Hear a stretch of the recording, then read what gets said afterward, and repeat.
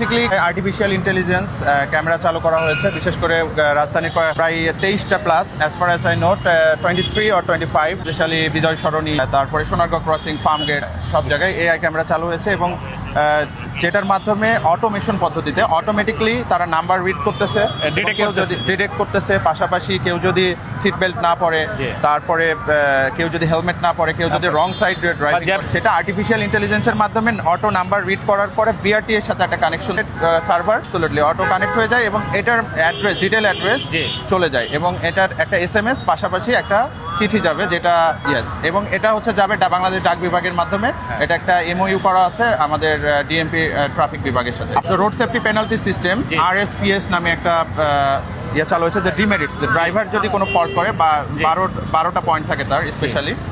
BRTA থেকে সেই 12টা point কর্তন গেলে সেই ড্রাইভিং লাইন, মানুষ এই ব্যাপারে খুবই সচেতন এবং কিউরিয়াস এবং এটা হওয়া উচিত, it should be, because Bangladesh পুলিশের যে একটা চেঞ্জ এবং বাংলাদেশের আইন শৃঙ্খলা পরিস্থিতি এবং মানুষের জননিরাপত্তার যে বিষয়, রোড সেফটির একটা বিষয়, এটা ভেরি ইম্পর্টেন্ট। বিকজ এআই এর মাধ্যমে যেভাবে বিশেষ করে আমাদের এটা বেশি হেল্পফুল হয়েছে পাবলিকের সাথে, যে আমাদের অনেক সময় হরহামেশায় বাকবিতণ্ড লেগে